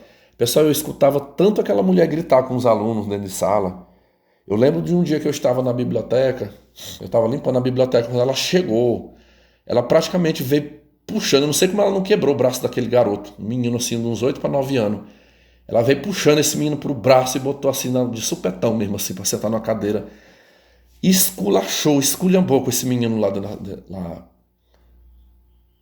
da biblioteca. Esse garoto ficou se acabando num pranto de choro. Eu não sei, acho que tinha aprontado dentro da sala, mas ela brigou tanto com ele que o garoto desabou no choro ali dentro da sala, sabe? Então, assim, eu várias vezes eu via o jeito como ela era com os alunos, como é que ela era até com outros colegas, assim, discussão dela com outras pessoas, uma pessoa extremamente agressiva, muito agressiva. E eu lembro, mas assim, sempre tratei bem, eu tinha até medo dela, eu tinha um certo medo, assim, eu não... Mas um dia, pensa assim, eu acho que ela estava numa abstinência de maltratar alguém, não sei. O pessoal tem até um dizer assim, fulano de tal tá com a macaca. Aqui a gente tem esse dizer, né? Que é quando tá caçando um para descontar, para descarregar, né? Eu lembro que foi ali nos últimos meses, nos últimos meses de aula, certo dia, eu não lembro, é como se fosse assim, sei lá, hoje a aula terminou mais cedo. Sei lá, hoje teve só uma reunião, às vezes acontecia isso. Hoje teve uma reunião com os pais, aí 3 horas acabou a reunião, foi todo mundo embora. E nós ficamos, a equipe de funcionários ali, na secretaria da escola, que é bem na entrada mesmo, bem na frente, assim, aquela 2 salas grandes assim da secretaria. Eu lembro que eu sentei numa cadeira, eu segurando a vassoura, eu estava aqui com a vassoura do lado, a patroa não estava naquele momento, eu já ia começar a varrer ali, né, varrer a área da frente da escola, o corredor, enfim. Eu com a vassoura. E olha, eu ia falando o nome da mulher aqui, né? Essa Cleia, né? Essa Cleia, conversando ali com as outras, normal, e eu lembro que ela estava com o cabelo, ela sempre usava, a maior parte do tempo, inclusive eu vi ela recentemente aqui, ela sempre usava o cabelão assim, grande, né? Na bunda. De repente eu vi essa mulher com o cabelo cortado aqui no ombro, sabe? Meus amigos, eu juro pra vocês, assim, foi um comentário de boa. Um comentário, eu não tava sendo irônico, eu não tava com deboche, nada. Eu falei normal com ela. Eu falei assim, Clélia resolveu cortou mesmo o cabelo. Eu tiro. Não, minto. Lembrei agora. Na verdade, eu falei assim, realmente, como que eu estivesse incomodado. Por quê? Eu achava o cabelo dela lindo. Eu achava o cabelo dela muito bonito. E quando eu vi aquele cabelo cortado, aqui na altura do ombro, eu fiquei com pena. Poxa, cortou. Eu tenho uma amiga uma amiga que eu tô mais afastado agora, né? Que ela tem um cabelo nesse tipo aí, a Mariana, né? A Mariana tem um cabelão batendo na bunda, um cabelo liso. E eu sempre falo pra ela, tu nunca corta esse cabelo, viu? A tua beleza maior tá no seu cabelo. E assim era a Cleia. Aquele cabelão longo. Quando eu vi ela com o cabelo aparadinho, aí eu falei assim, eu digo, mas Cleia, você foi cortar o cabelo, menina. Meu Deus, tão bonito o teu cabelo lindo, lindo assim. Aí foi o comentário assim que eu fiz com ela. Eu fiquei com pena ali de ter visto ela eu não, sei lá, por mim ela teria deixado longo. Era mais bonito o cabelo longo, né? Pessoal, quando eu falei isso, essa mulher surtou, meus amigos. Essa mulher surtou na minha frente assim, que ela tinha uma régua. Eu lembro que tinha uma régua grande assim, grossa, ela, em cima de uma mesa, assim, ela pegou e ficou batendo. E batendo, até que chegou um ponto que ela disse assim, sai daqui agora, sai daqui agora, se eu não te arrebentar aqui. Mas assim, me xingou de tudo quanto foi nome. Eu prefiro não falar isso aqui, mas foi um momento que eu chorei. Eu saí chorando daquela sala da forma como eu fui tratado por essa Cleia. Olha de vagabundo, desgraçado, infeliz, viado, tudo ela me chamou. O que é que tu tem a ver com minha vida, seu desgraçado? O que é que tu tem a ver? Desde quando tu tem que estar dando pitaco na minha vida aqui? O que é que tu tem a ver com meu cabelo? eu não te suporto, sai daqui. E eu lembro que eu fui tentar falar alguma coisa com ela. Eu lembro que eu lembro de uma professora que ela chegou por trás e pegou assim no ombro dela e falou assim: amiga, calma, amiga, pelo amor de Deus, acalma. E ela, me solta, não, não encosta em mim aqui não. Meu Deus, a mulher tava assim normal, pessoal, assim, tava conversando normal, porque eu falei do cabelo dela, ela surtou. E eu lembro que eu saí, eu era um menino na época, eu tinha meus 15, 16 anos na época, eu levantei da cadeira e fui lá pra fora, chorando, e saí de perto, né? Fui aguentar também, não briguei, não revidei nem nada. Na época eu era adventista também, claro que naquele tempo eu tinha passado por uma lavagem cerebral, eu tinha na minha cabeça assim, olha, você tem que amar e perdoar os seus inimigos, né? Você não pode pagar o mal com o bem. Vocês acreditam que aconteceu isso? E que essas pessoas que fazem isso, depois elas voltam conversando como se nada aconteceu. Depois ela vinha falar comigo como se nada aconteceu. Nunca pediu desculpas por isso, sabe? Mas assim, foi muito ruim ter passado por aquela situação ali, né? Aquela humilhação. Até que eu saí, né? Depois eu saí dessa escola. Eu continuei na igreja adventista muito tempo, né? Eu fiquei, quer ver? Eu saí. Eu lembro que eu trabalhei nesse colégio, o último mês que eu trabalhei lá foi dezembro de 2000. Dezembro do ano 2000. Quando entrou janeiro, aí eu já. Praticamente eu fui despedido lá dessa escola, também eu já não queria. Já tinha dado, como diz o outro, deu o que tinha de dar, né? E aí eu não continuei mais trabalhando ali. Depois eu fiquei uns meses desempregado. Eu fiquei 6 meses desempregado. Meu pai e minha mãe o tempo todo me cobrando em casa. Meu pai nesse ponto aí era iguais os dois. Essa cobrança que eu tinha que trabalhar. Meu pai me chamava de vagabundo. Agora eu tenho que ficar sustentando um vagabundo desse dentro de casa, que não quer trabalhar. Não era porque eu não queria. Eu lembro que eu estudava à noite. Eu fazia o ensino médio à noite. Mas eu rodava, andava, não achava serviço. Aparecia um bico, outro, e eu falava, eu digo, mas eu não consegui trabalho, eu já rodei. Não, rapaz, serviço para quem quer trabalhar sempre existe um. É porque você fica escolhendo serviço. É porque você não gosta de trabalhar. Enfim, tudo isso eu passei, né? Aí, 6 meses depois eu consegui um trabalho de faxineiro num hotel, que também aqui os senhores já sabem, trabalhei 6 anos nesse hotel sendo explorado. Mas assim, eu fiquei ali, vamos dizer, contando ali de janeiro de 2001, ó, janeiro de 2001 até dezembro de 2003 eu permaneci na igreja adventista. Depois eu fui congregar numa outra congregação de bairro, depois eu voltei para o templo central aqui da cidade. E assim, a mãe dessa Cleia, olha que situação, enquanto a Cleia, tão arrogante, tão ignorante, né, grosseira, a mãe, uma das pessoas na igreja mais humilde que eu já conheci, muito, muito humilde. Inclusive essa senhora, ela se tornou até uma dupla de oração. Na igreja tinha esse negócio da dupla de oração, cultos de quarta-feira. Era comum eu me ajoelhar lá na igreja mais ela pra gente fazer oração juntos. Tinha o dia que eu ia na casa dela, fazer oração lá, outro dia ela vinha aqui em casa. Eu me tornei muito amigo da mãe da Cleia, né? E um dia, pessoal, como a gente olha, tudo eu contava para essa irmã. Pense que nos tempos que eu trabalhei na saúde, que eu estava lecionando ali, os 4 primeiros anos que eu lecionei, que eu passava por problemas, eu ia muito na casa dessa senhora pedir oração para ela. A gente fazia campanha de oração juntos. Digo, irmã, ora por mim, eu estou passando por um problema. Olha, eu estou mexendo com a justiça lá contra uma, mas me ajude em oração aí para que Deus.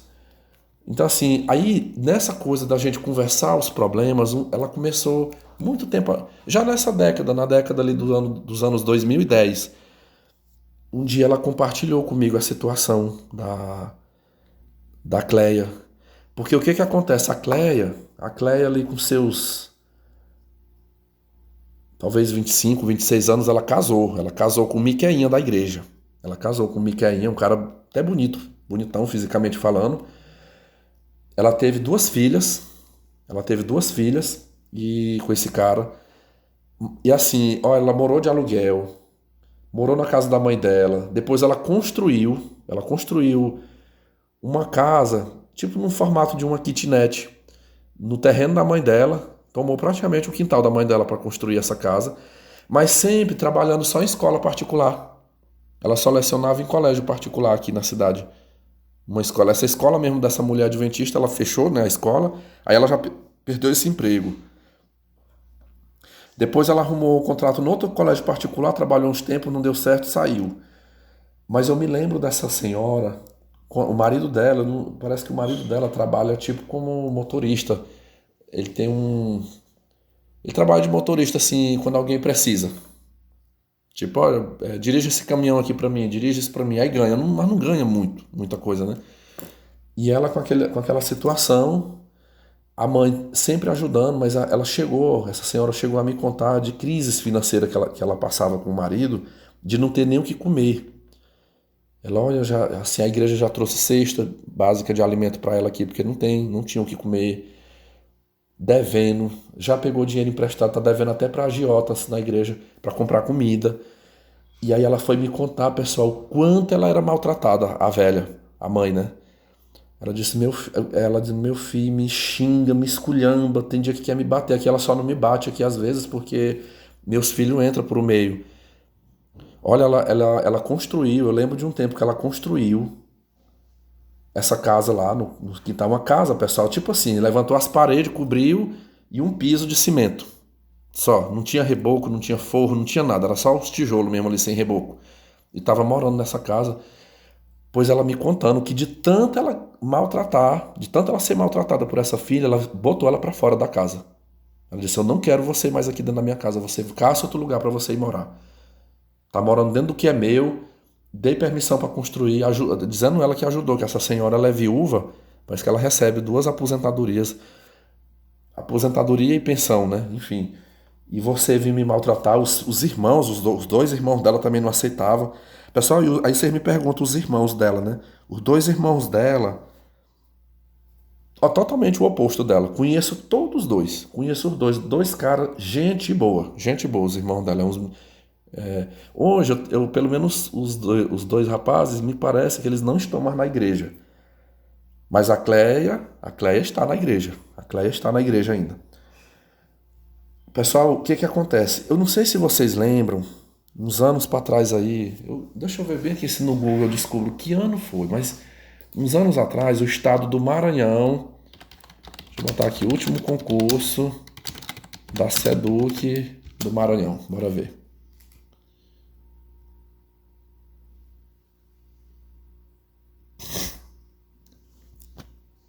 Senhores, eu até pausei aqui para dar uma pesquisada no Google, mas eu não encontrei. Mas eu arrisco um palpite.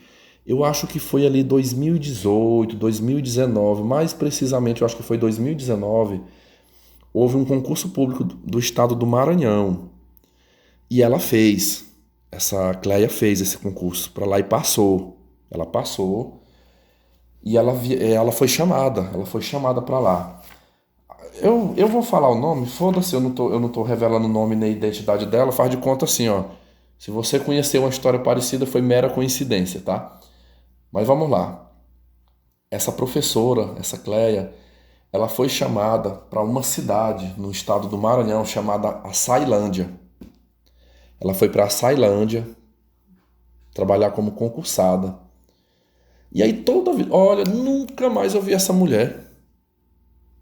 Sei lá, se foi 2018, tem o quê? Tem 4 anos, né? Pessoal, eu não lembro de forma exata, eu tô chutando, eu tô dizendo aqui que foi ali por volta de 2018, 2019, mas se você souber, de repente foi 2016, né? Pode ser que tenha mais tempo, mas eu sei que já faz um tempo, já tem um bom tempo que eu não a via. Não tô mais na igreja, hoje, como eu não tô mais na igreja, raramente eu visito essa senhora lá, a mãe dela, enfim. Olha só, essa semana, eu acho que ali mais ou menos segunda-feira ou terça dessa semana, eu fui num supermercado aqui na cidade e quando eu entro no supermercado eu vejo ela e uma cunhada dela. Ela tem uma cunhada, uma mulher que é casada com o irmão dela, que é professora na escola que eu trabalho à tarde, uma professora de português. Inclusive é uma colega assim que eu tenho até uma... Não é que eu sou muito amigo, mas eu já a conheço há muitos anos e eu tenho uma simpatia por ela, né? E eu vi ela publicando ao longo da semana, ali segunda, terça, muitas fotos com essa Cleia. Eu vou chamar aqui essa cunhada dela de Shirley, tá? Para facilitar aqui a abordagem. Deixa eu anotar aqui. Eu gosto de anotar porque aí eu não esqueço. Eu vou anotando aqui. Eu boto o nome da pessoa de verdade para me fazer as associações. Então eu vou chamar aqui de Shirley, né? Então a Shirley é a cunhada da Cleia, né? E eu vi o pessoal de braço dado, igual como se fosse um casal, as duas assim caminhando para lá e para cá. E eu vi tantas fotos nos status de WhatsApp, eu tenho um contato da Shirley, e eu vendo aqui os status, elas duas tomando sorvete, e não era aquela coisa assim. As duas são casadas, né? As duas são casadas, mas só eram as duas juntas, não tinha os homens juntos ali, o resto da família junto. Era só elas duas juntas, pra cima e pra baixo. Foto dentro de um carro, foto na sorveteria, foto fazendo caminhada. E eu fiquei, não, como essa colega aqui, a Shirley, é uma pessoa que particularmente a gente se dá bem no ambiente de trabalho, eu vou fazer uma pergunta pra ela. Aí eu fui com muito jeitinho, né? Eu mandei um áudio pra ela, eu falei, oi Shirley, tudo bom com você? Eu falei, eu marquei uma foto de um menino, eu vi essas fotos aqui, eu te vi lá no supermercado naquele dia, com a Cleia, e vi essas fotos aqui. Eu falei, a Cleia tá passeando aqui na cidade? Eu falei, há muito tempo atrás, a mãe dela me falou que ela tinha passado num concurso para trabalhar lá no Maranhão, e aí nunca mais eu tinha visto ela. Na minha cabeça, eu imaginava assim, que ela devia vir nas férias, né? Visitar a mãe. Mas nós ainda estamos em período de aulas. Eu digo, será que ela pegou uma licença ou pegou umas folgas, né? E veio passar esses dias aqui. Eu falei, me atualiza aí. Eu realmente, porque faz tempo que eu não sei nada dela. Eu não sabia nada dela. Aí ela me explicou. Ela disse assim, não, Vitor, ela tá morando aqui agora. Ela tá morando aqui. Ela já faz tempo já que ela não trabalha mais no Maranhão. Aí eu falei assim, aí eu retruquei, né? Eu falei, ué. Falei, mas ela era concursada pelo Estado. Ela era concursada pelo Estado porque ela abriu mão do concurso dela? Como assim? Aí ela falou, ela disse, olha, eu vou te contar aqui, mas tu não... Assim, fica só entre nós aqui, tá? Eu disse, não, de boa. Aí ela falou, olha, ela passou no concurso, só que pessoal, ela não quis, assim, ficou uma coisa subentendida, ela não quis falar português, acho que ela ficou com medo de se comprometer, assim, mandar aquele áudio, vai que de repente esse áudio escapole, né? Mas olha como os termos que ela colocou. Ela falou assim, não, amigo, ela foi pra lá, sabe? E aí ela trabalhou os 3 anos, você sabe que tem um probatório, né? Só que quando finalizou o probatório, que foi no ato de finalizar, ela não quis mais continuar, sabe? Ela pediu a exoneração do cargo, e aí ela conseguiu um contrato pela prefeitura de Paraopebas, no Pará. Porque, nossa, você sabe, né? Paraopebas é uma cidade bem melhor do que a Ceilândia, né? Uma cidade boa. Então, assim, ela preferiu ir trabalhar de contrato. Pessoal, eu fiquei assim, eu digo, a Cleia preferiu sair de um concurso. Pessoal, o estado do Maranhão hoje é um salário bom. Deixa eu olhar bem aqui, quanto que é um salário. Salário, deixa eu botar aqui, salário do professor do estado do Maranhão. Bora. Deixa eu ver se vai sair aqui. O professor com jornada de 40 horas semanais em início de carreira, atualmente recebe 6.358. Deixa eu ver se tem mais alguma informação. Isso aqui, pelo que eu estou entendendo, pelo que falou aqui, eu não sei se isso aqui é o salário base. Eu vi falar que diz que o salário base do estado do Maranhão estava muito bom, né? O governador de lá deu uma alavancada assim no salário. Eu falei, como é que a pessoa vai largar um concurso público para ir trabalhar de contrato em prefeitura? Eu achei muito estranho isso. Mas eu fui falso, meus amigos. Eu fui super falso nessa hora. Eu falei, não. Aí eu falei pra ela, não, mas ela tá certinha mesmo. A gente tem que procurar. Não adianta a gente estar num lugar mesmo concursado e não tá feliz, né?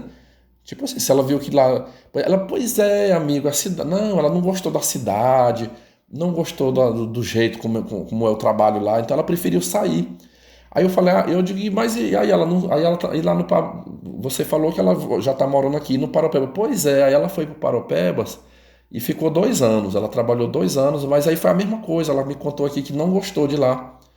Não gostou de lá, sabe, tudo muito difícil, cidade grande, muita pegação no pé, aí ela veio pra cá, e aí a gente conseguiu, tu sabe que a gente tá num período político, né? Tá um período de campanha política, Então, sabe, foi o mês de julho todinho correndo atrás dos políticos aí, a gente conseguiu um contrato para ela de trabalho. Nós conseguimos um contrato e ela está trabalhando na roça, ela está na zona rural dando aula. Até me falou a região onde é o local que ela está trabalhando. Aí ela fica de segunda a sexta para lá trabalhando e nos fins de semana ela está por aqui. Aí eu digo, ela, não, mas aí ela tá achando ótimo que ela tá podendo ficar mais perto da família, tá podendo ficar. Aí eu, só para tentar, pessoal, ainda perguntei assim, eu digo que ela tá morando aonde? Não, ela tá morando ali naqueles cômodos da casa da mãe dela. Tu já andou lá? Tu lembra que tinha uns cômodos? Pois ela tá morando naqueles cômodos. Pessoal, a mulher que rodou, a mulher que passou num concurso. Meu Deus do céu. Vamos lá, eu vou falar o que eu acho. 99% eu acredito que foi isso aqui que aconteceu. Eu digo para vocês que ela passou nesse concurso e tomou posse, foi trabalhar lá em Açailândia. Com certeza ela deve ter surtado, ela deve ter tido os surtos. E existe uma lei federal e existe uma lei que é tipo uma réplica, né? Nos âmbitos estaduais e municipais, é uma réplica que diz assim: quais são as hipóteses, né, as situações em que o servidor público ele será demitido, ele vai sofrer um processo administrativo e vai ser demitido. Dentre várias coisas, né, como é que chama? Improbidade administrativa, dilapidação do patrimônio. Tem uma lista de coisas. Um deles é a conduta escandalosa e a incontinência pública. Então, por exemplo, igual eu, né? Eu sou um professor, de repente eu faço um escândalo lá dentro da escola, um barraco, xingo, apronto lá dentro da escola. Se alguém pegar o registro daquilo ali e fizer a denúncia, eu vou passar por um processo administrativo e eu vou para a rua. Essa estabilidade, pessoal, ela é uma estabilidade, assim, do concurso, desde que eu cumpra a lei. Eu tenho que cumprir direitinho os trâmites lá para me manter essa estabilidade. Se eu começo a fazer coisa errada, eu estou passível. A gente sabe que mulher é muito difícil ser punida, mas eu fico pensando o que ela não deve ter aprontado durante esse período probatório. Eu não acredito que essa mulher pediu a exoneração desse cargo, não. Sabe o que aconteceu aí? Falo porque eu tenho experiência. Você toma posse no cargo, estou falando aqui do cargo de professor. Aí você passa 3 anos por um período de avaliação. Eu lembro que aqui no meu caso era de 6 em 6 meses. De 6 em 6 meses, a chefia imediata, ela preenche uma ficha. Ela preenche uma ficha e ela dá uma nota e ela bota os critérios tudinho, né? Assiduidade, desempenho. Eu lembro que na época eram 5 critérios que é avaliado. Produtividade, enfim. Aí é feita aquela avaliação e dado uma nota. Aquilo vai para a ficha funcional, a pasta funcional, né? Quando completa os 3 anos de trabalho, aí é feita uma análise daquelas fichas tudinho, e aí vamos ver se o funcionário teve um bom desempenho, ele trabalhou direitinho, ele cumpriu tudo certinho. Então agora, aí é declarado, é feita uma declaração da efetividade. Agora você se tornou um servidor público efetivo. O efetivo é quando agora sim, eu estou garantido, eu estou estável, eu sou um servidor público estável. Os 3 primeiros anos não há estabilidade. Você está num período de teste, você está num período sendo avaliado. Então tem que ter todo cuidado. Eu engoli muita bucha de canhão quando eu como professor aqui, carga horária reduzida, humilhação em ambiente de trabalho, mas eu fiquei igual um cordeiro, eu aguentava tudo calado, não brigava, não fui nem para a justiça, porque eu pensei, eu vou esperar passar o probatório, deixa passar o probatório. Foi depois que passou o probatório, aí eu digo, agora eu vou para a guerra, agora eu vou botar para quebrar aqui. Porque eu me via, pessoal. Depois eu até fiquei sabendo que não é bem assim as coisas, né? Mas na minha cabeça eu achava assim, que se eu confrontasse, por exemplo, a chefia imediata ali, a direção da escola, ela ia botar para me ferrar.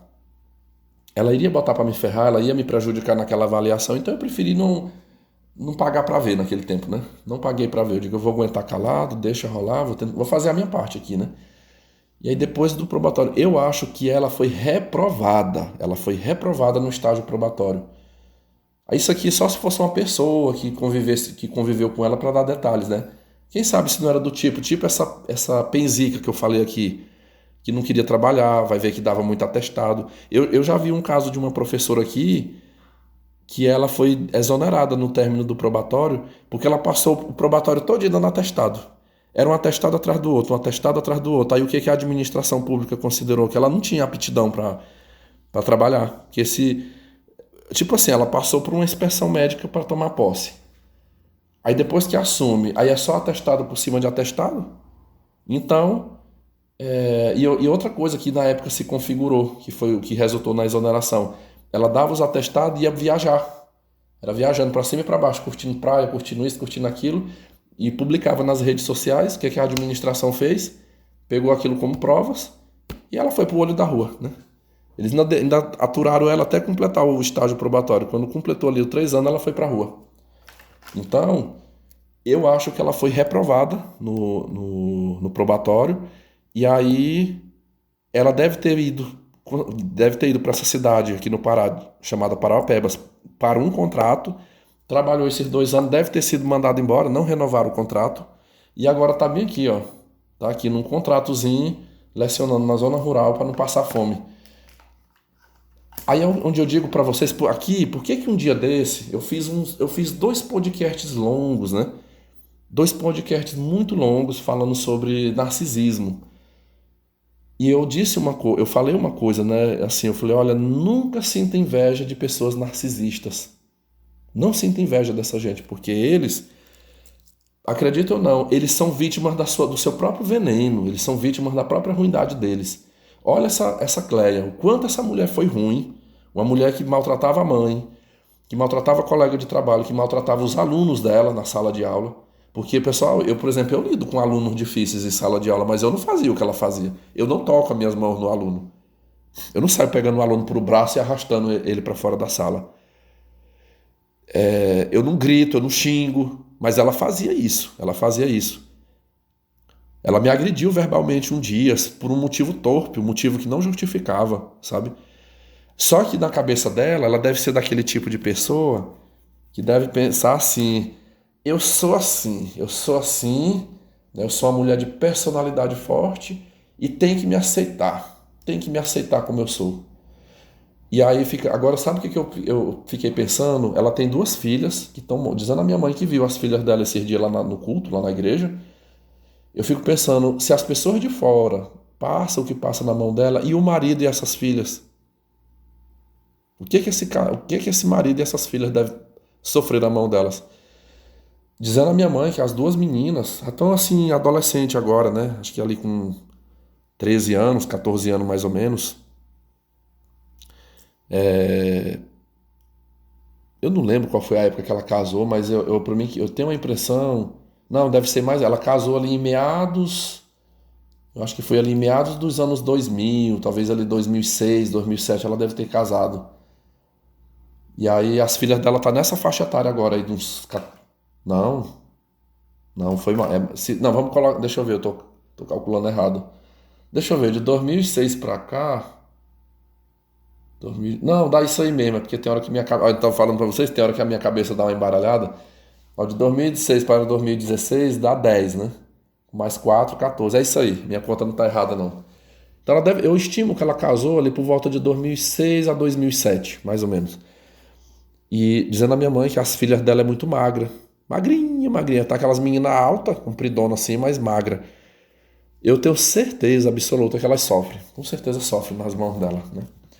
E você viu aí, essa situação aí é consequência da própria ruindade dela. A ruindade dela prejudica ela própria. Porque tem gente que ele é ruim, mas ele comete uma ruindade assim, mas desde que não prejudique ele, né? E aí é por isso que eu falei para vocês da Jezabel. Teve um inscrito que chegou para mim e falou assim: ah, Vitor, eu acho que tu vai gastar tanto tempo e energia nisso aí, tu devia estar estudando para o teu concurso para sair. Eu até respondi para ele lá, mas falo aqui, a minha energia e o meu tempo que eu vou gastar não vai ser uma coisa assim, eu vou ficar dias e dias e dias aqui só nisso, né, preocupado com isso. Não, eu vou estar cuidando da minha vida, estudando. Simplesmente eu vou colocar um telefone aqui, ó, e de boa. Eu vou fingir que vou ali no banheiro, vou tomar uma água ali fora. Dali eu passo, vou filmando ali a sala, né, filmo ela, né, dá uma volta pelos pavilhões ali, os corredores da escola e volto para a sala várias vezes. Eu vou fazer esse circuito várias vezes e vou guardando. Vai ter um dia que eu vou sentar aqui para redigir um texto. Vou redigir esse texto e encontrar a melhor maneira de encaminhar essa denúncia contra a Jezabel, sabe?